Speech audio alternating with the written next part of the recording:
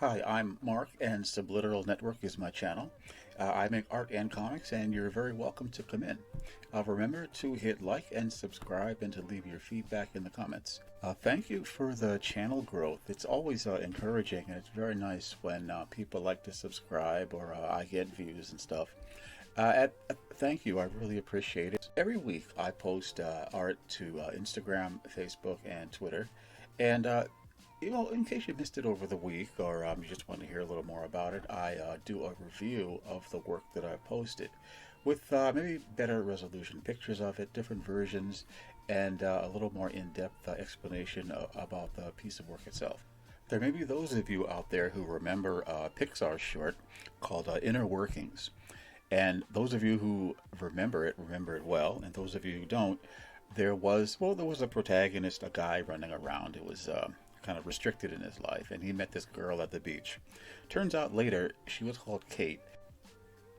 So I drew Kate in ink and colored her in Sketchbook Pro, and this is not exactly Kate's physique. She had like a gigantic butt. They drew her. The designer just kind of went nuts, I guess, and they let him go nuts. And I promise I'm going to draw her the way she's supposed to look, but I couldn't get the proportions and the size and the shape right. So I erased the bottom half of the drawing, drew this half, which is still kind of cute, but it's nothing like the character at all. And I promise I'm going to do a real version of Kate as she's supposed to look in the show.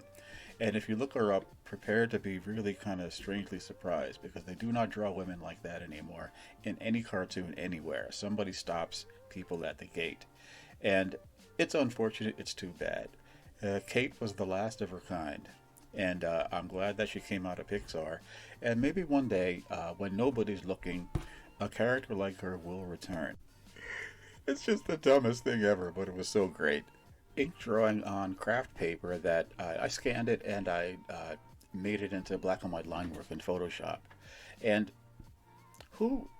over the years, most people, when Robin first had this outfit in the old Batman comics, that is kind of weird for a boy to be wearing Speedos while running around fighting crime with a grown man.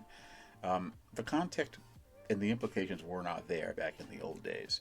But over time, Robin got his new outfits, and he's really cool now because he's Nightwing with the hair. The idea that the Robin suit fits better on a girl than it does on a boy is one of the greatest ideas to ever come out of comics. And there have been, of course, in The Dark Knight Returns, Robin was a girl, and she wore the exact same suit that Dick Grayson did back when he started out. And I love the whole dumb idea of a girl in that Robin suit. Ink drawing on craft paper with some crayon highlights. Back in the old Superboy comics, his girlfriend at the time, before he met Lois Lane as a man, was Lana Lang. And Lana Lang was given a ring from a dying alien, just like Green Lantern, which is weird. But this ring gave her insect powers. She could, I guess, control insects and change her body into insects.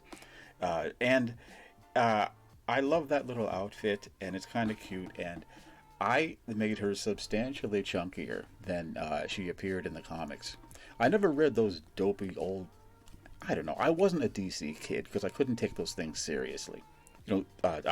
Lois Lane always trying to get Superman to marry her. Just kind of goofy storylines. I was into kind of what I considered the more serious Marvel comics. But I do think that over at DC, they had a really cool sense of designing costumes for women. I mean, the great artists worked at both companies. And I loved the Insect Queen costume. And I just drew her the way I thought she should look. You can see she has the ring, and she has the flying bug coming over her. And she has the freckles and the bow in the hair. The bow in the hair. She's supposed to be a superheroine, and she puts a bow in her hair.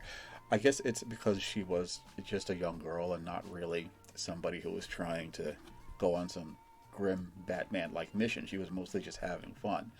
But I love this drawing. It's just so cute, and it's so neat.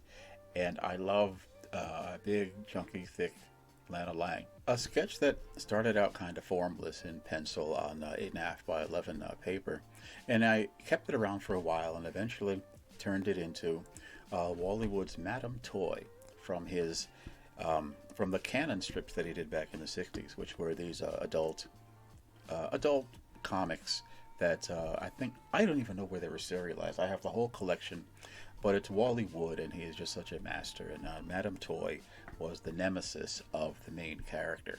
They were kind of frenemies and stuff. They were on opposite sides of the political line, but they kind of had a thing for each other.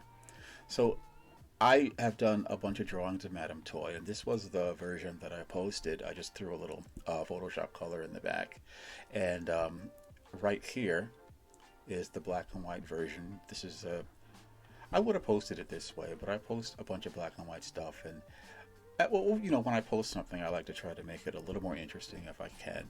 And I should probably do a full color version of this one anyway, which I might. I might redraw it. I'll put it back in the queue and see, when it comes up again.